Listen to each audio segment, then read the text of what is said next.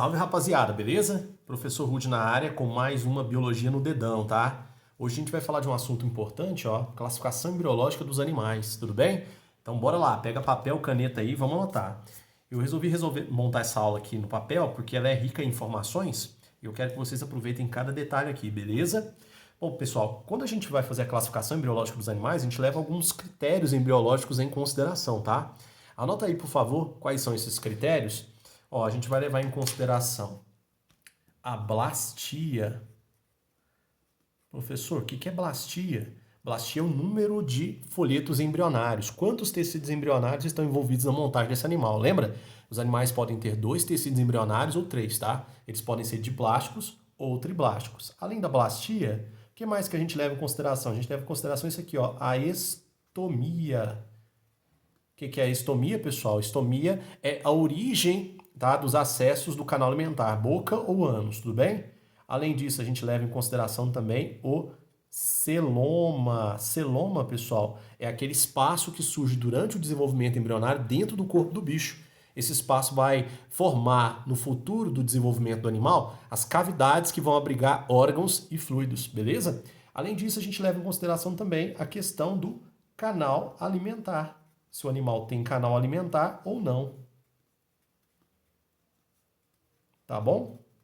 E um outro critério importante que eu quero comentar aqui com vocês é a questão da simetria.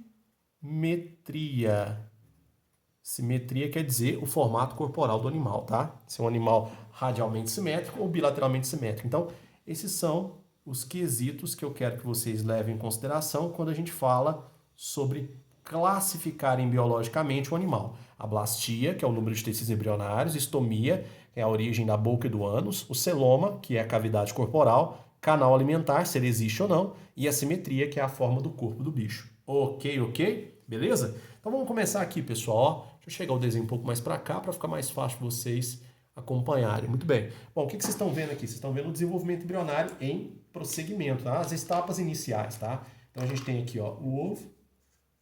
Muito bem, não é?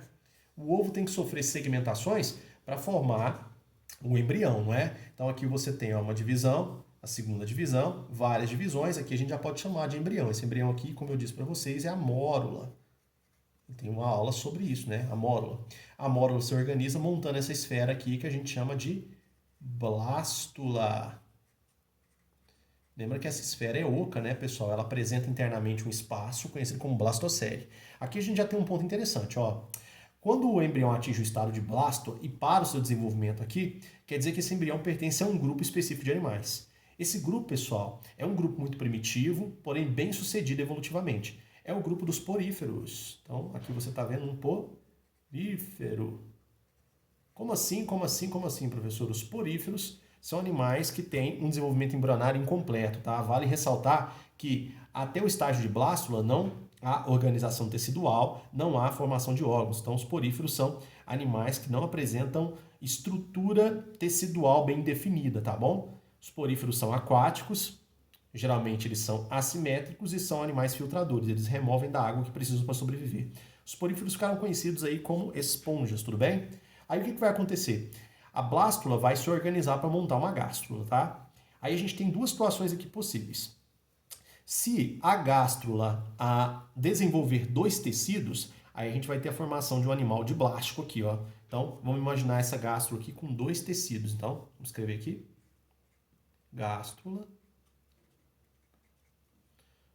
com 2 tecidos. Professor, que tecidos são esses? Você lembra? Ectoderme, que é o tecido externo, e endoderme, que é o tecido interno. Então, uma gástrula com apenas 2 tecidos, tá? Ela vai formar um grupo animal que você conhece muito bem, está representado aqui por uma água viva, tá? São os quinidários. Os quinidários são animais diblásticos, tá? O que são animais diblásticos? Apresentam apenas 2 tecidos embrionários. Beleza? Agora, se a gástrula der sequência normal aqui no seu desenvolvimento e montar 3 tecidos, aí a gente vai ter, né, animais triblásticos. Então, uma gástrula com 2 tecidos vai formar um animal diblástico. Qual que é o único grupo de diblástico que a gente estuda? Quinidários, por exemplo, as águas-vivas, tá bom? Agora, se a gástrula seguir seu curso e montar 3 tecidos, aí nós teremos animais triblásticos. Com relação aos triblásticos, a gente pode dividir em dois grandes grupos, tá? Esses dois grandes grupos são conhecidos como protostômio e deuterostômio, tá? O que a gente leva em consideração para montar esses grupos? A gente leva em consideração essa estrutura aqui, ó, o blastóporo, tá? Para quem não lembra, o blastóporo é aquela região onde acontece a invasão da blástula, tá? Essa região onde acontece a invasão da blástula vai dar origem internamente a tecidos, tá? E esses tecidos têm conexão ao ambiente externo. É como se fosse um poro de conexão que o embrião tem com o ambiente externo. O blastóporo, pessoal, no futuro do desenvolvimento do animal, ele pode formar boca ou ele pode formar ânus. Gente, se ele formar a boca primeiro, o animal vai ser chamado de quê? Protostômio, tá? Se ele formar o ânus primeiro, o animal vai ser chamado de quê? Deuterostômios. Então vamos mais uma vez, ó, desde o princípio. Você tem aqui o desenvolvimento embrionário nos seus estágios iniciais, até a formação de uma blástula, que é uma esfera. Se o desenvolvimento embrionário parar aqui, o animal proveniente desse desenvolvimento embrionário provavelmente será um porífero, tá? Um animal aquático sem organização tecidual. Se der prosseguimento, formar uma gástrula, lembra que a gástrula, tá? Ela pode apresentar 2 ou 3 tecidos. Se ela apresentar 2 tecidos, aí a gente vai dar origem a um animal diblástico, conhecido como quê? Quinidário, tá? Agora, se ela der prosseguimento e montar 3 tecidos, aí nós vamos ter um animal triblástico. Com relação aos triblásticos, a gente pode montar 2 grupos, os protostômios e os deuterostômios. Qual é o quesito que a gente vai usar aqui para diferenciar esse grupo? O destino do blastóporo. O destino é o que ele vai virar, tá? Se o blastóporo, que é esse pontinho aqui que dá acesso ao interior do embrião, formar o ânus como primeiro acesso do canal alimentar, aí a gente vai ter um deuterostômio. Se o blastóporo, que é esse pontinho aqui que dá acesso ao interior do embrião, formar a boca como o primeiro acesso do canal alimentar, aí a gente vai ter os protostômios, tá? Vamos escrever aqui quem são os protostômios primeiro, tá? Os protostômios são os vermes. Beleza? Quem são os vermes? Vamos escrever aí os plateumintos. Ok? Mais o que? Os nemateumintos. Mais os anelídeos. Esses caras são os vermes. Além dos vermes, nós temos os moluscos. Tá? Além dos moluscos, nós temos os artrópodes. Lembra disso? Os artrópodes são aqueles animais que apresentam apêndices articulados e exoesqueleto quitinoso. Então, mais uma vez, os protostômios são vermes, plateumintos, vermes nemateumintos, vermes anelídeos. Os moluscos, que são os animais de corpo mole, lesmas, caracóis, polvos, lulas, e os artrópodes, como escorpiões, baratas, piolhos de cobra, ok? Aranhas. Esses animais aqui, durante o curso do desenvolvimento embrionário, o blastóporo dá origem à boca, por isso que eles são chamados de quê? Protostômios. E o que todos eles têm em comum, além do blastóporo se transformar na boca? Eles são animais triblásticos, quer dizer que a gástrula desses animais tem 3 tecidos. Vamos lembrar o nome desses tecidos? Ectoderma, mesoderma e endoderma. Beleza até aqui? Show, show. Agora vamos imaginar que esse blastóporo aqui, ao longo do desenvolvimento embrionário, formou o ânus. Como é que nós vamos chamar esse grupo animal? Deuterostômios. Quem são os deuterostômios? Ó, são os equinodermos, animais como estrelas do mar, pepinos do mar, ouriço do mar, e os cordados, né? Os cordados como o anfioxo, a assídia, os peixes sem mandíbula, chamados ciclostomados, tá? Os peixes cartilaginosos, os peixes de natureza óssea, anfíbios, os répteis, as aves e o nosso grupo, que é o grupo dos mamíferos. Então, esses animais que vocês acabaram de ver aqui, ó, são os deuterostômios. O que eles têm em comum? O blastóporo forma primeiro o ânus. Aliás, pessoal, quero que você anote isso aí, tá? Vamos anotar aqui com uma canetinha mais fina para ficar fácil de escrever. Protostômio, primeiro, boca, ok? Aqui, ó, deuterostômio, ó, primeiro, o ânus. Tudo bom? Só uma dica aqui para você não esquecer, ó. Primeiro boca, primeiro ânus. Fechou? Fechou? Maravilha. Então vamos mais uma vez, desde o princípio. O desenvolvimento embrionário segue seu curso até a fase de blástula, que é uma esfera oca. Se a blástula der origem a um animal, a gente vai ter um desenvolvimento embrionário incompleto e esse animal muito provavelmente será um porífero, um animal aquático sem organização tecidual, tá? Se der sequência aqui no curso do desenvolvimento, forma-se uma gástrula. A gástrula pode apresentar 2 tecidos ou 3. Se a gástrula com apenas 2 tecidos der origem a um animal, a gente vai ter um animal diblástico. Quem são os diblásticos? Os quinidários, tá bom? Agora, se a gástrula der sequência, vai formar um animal triblástico com 3 tecidos. Esses animais com 3 tecidos podem ser protostômios ou deuterostômios. A diferença está relacionada ao blastóporo. Se o blastóporo der origem à boca, forma-se um protostômio. Se o blastóporo der origem ao ânus, forma-se um deuterostômio. Então, protostômio, boca primeiro. Deuterostômio, ânus primeiro. Ok, ok? Muito bom. Então, até o presente momento, a gente estudou a classificação com relação à blastia, número de tecidos embrionários, e a estomia, que é o destino do blastóporo. Beleza? Agora vamos dar uma atenção especial para isso aqui, ó, celoma. Vem cá para você ver, ó. Chegou o desenho para cá. Mais para cá, eu acho que aqui fica legal para vocês entenderem, tá? Muito bom, tá bom, tá bom, tá bem aqui. Bom, o que vocês estão vendo aqui? Vamos entender o que vocês estão vendo. Vocês estão vendo aqui, pessoal, tecidos, tá? De natureza embrionária. 3 tecidos, ó. O tecido azul mais interno é a endoderme, tá? O tecido mais externo, representado pela cor preta, a linha preta, é a ectoderme. E a massa vermelha que você está vendo aí, preenchimento, é a mesoderme. Ok? Isso aqui vale para o outro também, olha aqui, ó. Aqui você tem a ecto. Você tem aqui a meso, de vermelho, mesoderme. E aqui você tem a endoderme, de azul. Ok? Aqui de novo, ó. Endo. Ok? Ecto.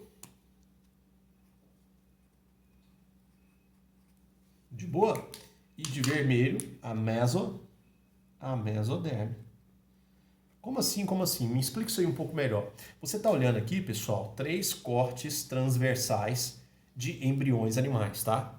Esses 3 cortes transversais de embriões animais revelam o seguinte, que esses 3 embriões que foram cortados apresentam aí os 3 tecidos embrionários. Então, eles são provenientes de uma gástrula completa, que formou 3 tecidos embrionários, tá? Quais são os tecidos? Ectoderma, mesoderma e endoderma.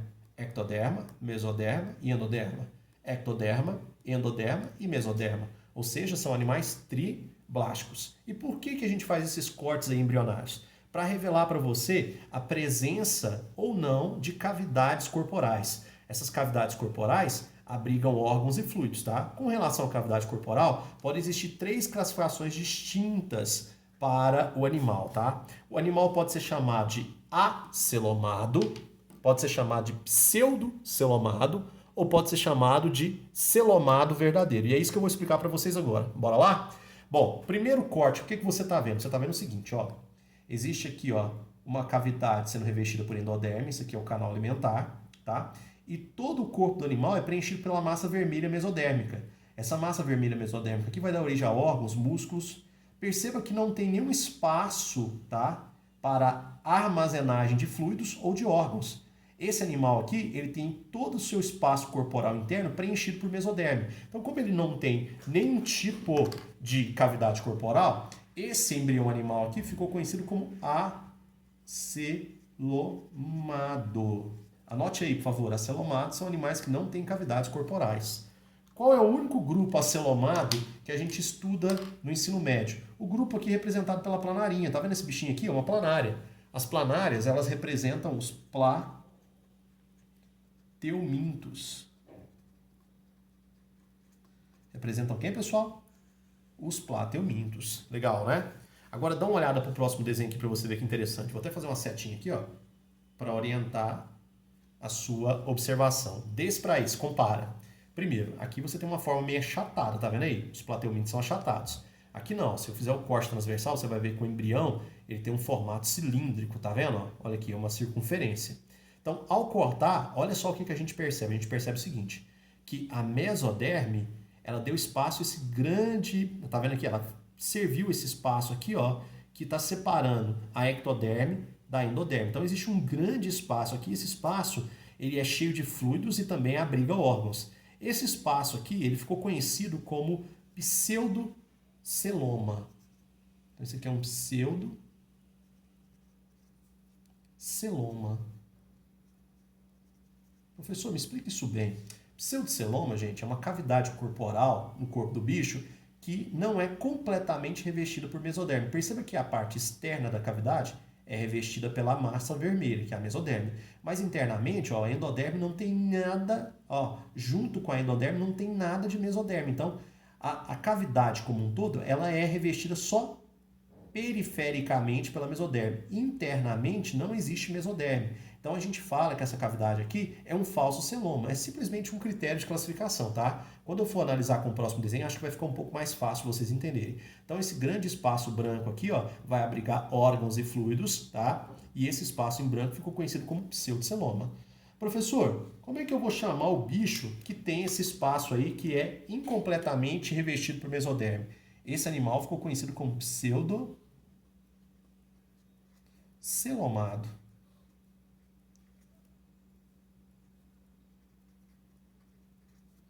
Pseudocelomado é um animal, pessoal, que apresenta um pseudoceloma. O único grupo de animais que nós estudamos no ensino médio que apresenta pseudoceloma é o grupo dos vermes cilíndricos, conhecidos como nemateumintos. Os nemateumintos são representados aí por lombrigas, pelas filares, que causam aquela doença chamada de elefantíase, tá? Pelo bicho geográfico, que é aquele bicho que forma marcas na pele das pessoas, tá? Pela Wuchereria, né, que é responsável pela elefantíase e outras doenças. Então a gente tem vários exemplos aí, tudo bem? Então até agora você tem animais que não têm cavidade corporal, chamados de acelomados. Animais que têm uma cavidade corporal incompletamente revestida por mesoderme, os pseudocelomados. E agora a gente tem o último caso. Então põe a setinha para cá para você analisar junto comigo. Analisa esse caso com esse, ó. De novo, você tem aqui um formato cilíndrico, desde o corte transversal do embrião, revela um formato cilíndrico. Só que dessa vez, olha só que interessante, ó. A mesoderme, pessoal, ela foi dividida em duas partes. A mesoderme periférica, que está perto da ectoderme, e a mesoderme interna, que está perto da endoderme, tá vendo?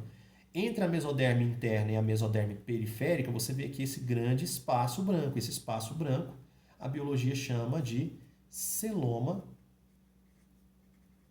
verdadeiro. Show, né? Então você tem aí um celoma verdadeiro. Gente, são muitos os animais que apresentam celoma verdadeiro. Então eu vou listar aqui alguns para vocês, tá? Vamos colocar aqui. Ó, o primeiro, os anelídeos. Os anelídeos são aqueles vermes com corpo anelado. Depois vem quem, pessoal? Os moluscos. Os moluscos são os animais de corpo mole. Depois vem quem, pessoal? Os artrópodes. Os artrópodes são aqueles animais que têm o corpo revestido por uma cutícula quitinosa. Depois vem os equinodermos.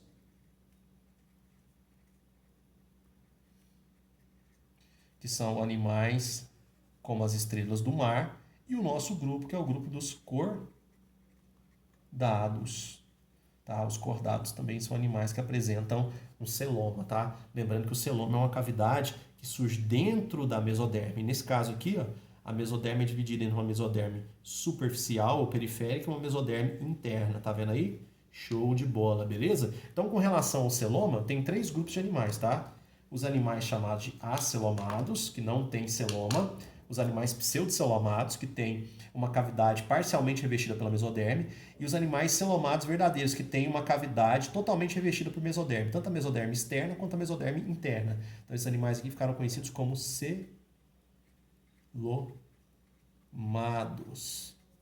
Então, tem acelomados, tem os celomados e tem os pseudocelomados. Quem são os acelomados? Os plateumintos. Quem são os pseudocelomados? Os nemateumintos. E quem são os celomados verdadeiros? Os anelídeos, moluscos, artrópodes, equinodermos e cordados. Beleza até aqui? Muito bom, hein? Estamos terminando. Agora vamos ver aqui um outro critério importante para a classificação embriológica, que é o critério que envolve a forma corporal. Chamamos esse critério de simetria, tá? Então você tem aqui, ó, dois animais aqui para a gente usar como modelo para simetria. O meu ratinho, beleza? E aqui uma estrela do mar, tá bom? O meu ratinho e a estrela do mar têm formas corporais diferentes. Ficou bem claro aqui, não ficou? Interessante, né? Primeira coisa que eu quero que vocês percebam é o seguinte. Se eu pegar aqui, ó, e cortar o meu ratinho nessa direção, imagina aqui, ó, que eu cortei o ratinho aqui, ó, nessa direção. Se eu vier aqui cortar ele, eu vou dividir ele em duas partes, concorda? Show, né? Ó, usar aqui uma marca aqui para ficar mais fácil para vocês entenderem. Se eu vier aqui, eu vou cortar ele em duas partes, concorda? Eu vou separar ele em duas metades. Cada metade a gente chama de lateral. Então eu vou ter duas laterais. Isso mostra para mim um tipo de simetria que a gente chama de simetria bilateral. Legal, não é? Na simetria bilateral, pessoal, você tem o corte seccionando aqui o animal ao meio, formando duas laterais. Agora, se eu fizer aqui, ó, com a minha estrela do mar, se eu vier aqui cortar ela aqui, ó, se eu cortar ela aqui, ó, cortar ela aqui, você vai perceber que eu formo vários pedacinhos, né? E todos eles, ó, todos os cortes, eles convergem aqui para esse plano central. Esse plano central aqui é a região, né, mediana do animal. Se a gente medir essa região até aqui a periferia, a gente vai ter um raio, né, que é a distância do centro até a extremidade do bicho. Então, a simetria desses animais aqui é chamada de simetria radial, ok? Presta bastante atenção nesses nomes, porque eles aparecem bastante. Animais bilateralmente simétricos são animais que podem ter o seu corpo dividido em duas partes, né? São duas laterais. Animais radiais, como eles têm um corpo que lembra muito uma circunferência, a gente pode cortar em vários pedacinhos aqui, ó, igual eu estou mostrando para vocês. Agora, o que é mais importante com relação a essa questão de simetria? Presta atenção aqui no que eu vou te explicar. Os animais bilaterais, eles passaram por um processo conhecido como cefalização. Deixa eu anotar aqui para você o que é isso, ó. Fazendo uma setinha apontando aqui, ó. Cefalização. Isso aqui é muito importante, viu, gente? Cefalização é a tendência que o animal tem de montar uma área chamada de área cefálica ou cabeça. Onde essa área é montada? É sempre na parte anterior do bicho. Animais com simetria bilateral, eles apresentam planos corporais. Plano anterior, plano posterior, plano ventral, plano dorsal, plano lateral e plano lateral. Aqui o meu ratinho, você está vendo ele lateralmente, não está vendo ele lateralmente? Porque ele tem simetria bilateral. E na parte anterior você percebe que existem várias estruturas sensitivas, ó, os bigodinhos dele, tá? Olhos, orelhas, essas estruturas sensitivas estão ligadas aqui à parte anterior, montando uma região chamada de área cefálica ou cabeça. Então, animais bilaterais, anota aí se você estiver anotando, eles têm uma tendência a cefalizar, a montar cabeça, beleza? Isso você não vai encontrar em animais que têm simetria radial. Você nunca vai ver um animal com simetria radial construindo uma cabeça. Isso não existe, tá?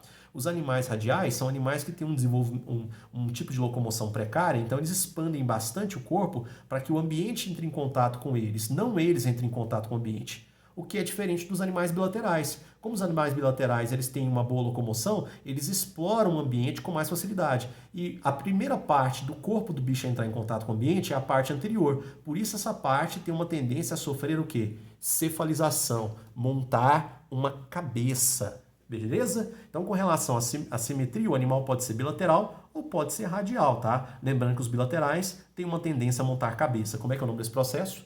Cefalização. Beleza? Estão gostando? Vamos para mais uma e agora a última característica. Eu quero que vocês imaginem o seguinte, ó. Dá uma olhada aqui nesse desenho. Deixa eu jogar a folha para cá para você. Dá uma olhada aqui. Imagina que você está trabalhando aqui com dois bichos. Ó, vou até fazer umas anteninhas aqui para ficar fácil você entender que são dois bichinhos. Imagina que são dois bichinhos hipotéticos, eles não existem na natureza, só existem aqui na minha folha, tá? Se você corta esses bichos ao meio, você percebe que a simetria deles é uma simetria o quê? Bilateral, igual a gente discutiu. E aqui a parte anterior, ó, que entra em contato com o ambiente, Tem olhos, antenas, tá vendo aí? Estruturas de sensibilização. Então a gente pode chamar essa área anterior de cabeça. Agora eu quero que vocês prestem atenção aqui, ó. Tá vendo essa marca azul que eu fiz aqui dentro, ó, que vocês estão vendo aqui nos dois desenhos? Isso aí é o canal alimentar, tá? Então vamos anotar aqui. Essa marca azul é o quê? Canal alimentar.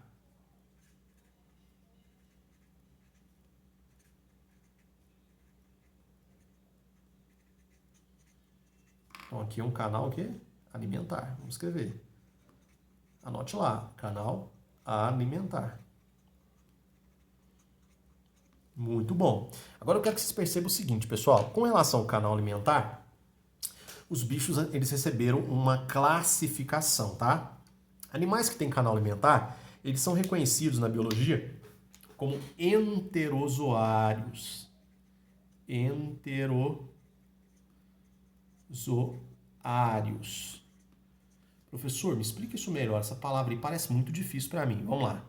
Enterozoários são animais que têm canal alimentar, tá? O canal alimentar, pessoal, é um conjunto de órgãos sequenciais por onde o alimento passa sofrendo digestão química, digestão física e também acontece a absorção dos nutrientes. Com relação ao canal alimentar, existem dois tipos. O primeiro canal alimentar, que foi o primeiro a surgir na escala zoológica, ele é um canal incompleto. Ele tem apenas uma única entrada. A entrada é aqui, na parte anterior do animal, que é a boca. Um único acesso, tá? O alimento entra pela boca, passa pelo canal. Perceba que o canal tem ramificações, tá vendo aí? Essas ramificações ajudam a distribuir os nutrientes após a digestão. Esse canal que tem apenas um único acesso, que a gente chama de boca, ele ficou conhecido como canal alimentar incompleto. Todo mundo entendeu isso? Canal alimentar o quê? Incompleto. De boa? O único grupo de enterozoários com canal incompleto é o grupo dos plateumintos. Os plateumintos, eles apresentam canal alimentar incompleto, ou seja, boca e órgãos que montam o canal, beleza? Então, o sistema digestivo deles é um sistema digestivo com canal incompleto. Eles são enterozoários incompletos. De boa, de boa? Agora vamos para o último exemplo aqui, ó. No último exemplo eu também tenho aqui o enterozoário, que tem canal alimentar. Mas esse canal alimentar, ele apresenta dois acessos. Um acesso por onde o alimento entra, que nós vamos chamar de boca. Fica sempre na região anterior do animal, não é? E aqui você tem um outro acesso por onde o animal dispensa aí o que ele não aproveitou na digestão. Os rejeitos, né? Os excrementos ou fezes, que nós chamamos de quê? Ânus. Beleza, pessoal? Boca e ânus. Então tem boca, canal e ânus. Nesse caso, esse animal aqui tem um canal alimentar o quê? Completo. Um canal alimentar completo é um canal alimentar que apresenta dois acessos, boca e ânus. Quais são os animais que apresentam canal completo? Os nemateumintos, os anelídeos, os moluscos, os artrópodes, os equinodermos e os cordados. Legal? Esses animais todos aqui são chamados de enterozoários completos. Já os plateumintos são conhecidos como enterozoários incompletos. Aí você deve estar se perguntando, poxa, mas e os poríferos? Deixa eu colocar aqui perto, ó. E os poríferos e os quinidários? Bom, os poríferos não têm organização tecidual, então eles não têm canal alimentar, tá? Eles têm um grande espaço interno onde acontece a filtragem da água, que a gente chama de espongiocele, tá? Ou átrio. Já os quinidários, eles ao invés de apresentarem um canal alimentar, eles apresentam uma coisa conhecida como cavidade digestiva. Vou até colocar aqui um alerta para você, ó. Beleza? O que esse alerta vai te lembrar? Eles têm o quê? Uma cavidade digestiva. Todo mundo entendeu? Uma cavidade digestiva é diferente de um canal, tá? Por isso que a gente não usa essa expressão enterozoários para os quinidários. Bom, então, esta aqui que você está vendo, gente, é a classificação embriológica dos animais. Vamos passar rapidinho? A classificação embriológica dos animais leva em consideração o número de tecidos, deixa eu baixar aqui, ó, como é que é o nome disso? Blastia, a estomia, que é o destino do blastóporo, se há ou não cavidade corporal, o nome disso é celoma, Canal alimentar, como é que ele é? Se ele é completo ou incompleto. E a simetria, se é uma simetria radial ou uma simetria bilateral. Bora lá rapidinho? Muito bem. Parando o desenvolvimento aqui no estágio de blástula, formamos os poríferos, que são animais que não têm estrutura tecidual organizada.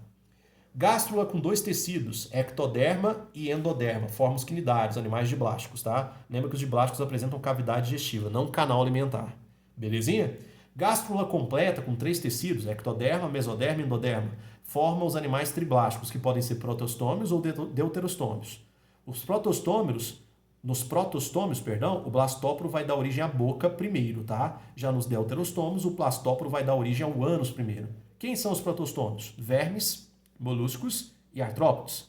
Quem são os deuterostômios? Equinodermos e cordados. Tudo bem? Com relação ao celoma, os animais podem ser acelomados, não têm cavidade corporal, são achatados como os plateumintos. Podem ter um formato cilíndrico porque apresentam pseudoceloma, que é uma cavidade incompletamente revestida por mesoderme, os nemateumintos, ok? Ou podem ser celomados, que apresentam uma cavidade corporal que surge dentro da mesoderme, separando a mesoderme em duas partes, mesoderme periférica e mesoderme interna. A gente vai chamar esses animais de celomados verdadeiros. São os anerídeos, os moluscos, os artrópodes, os equinodermos e os cordados. Beleza? Com relação à simetria, a simetria pode ser bilateral, lembrando que animais bilaterais têm planos corporais bem notáveis e há uma tendência de cefalização na parte anterior, formação de cabeça, tá?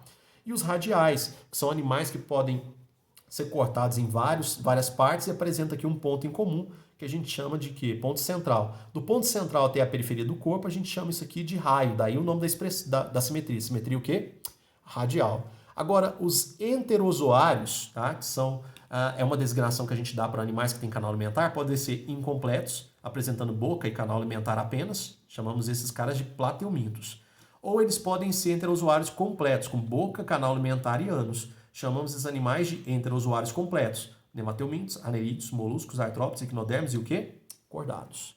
Vou deixar aqui para você, bem posicionado, para que você possa tirar um print, caso você queira, desta aula, tá bom? Pessoal, foi um prazer e até a próxima.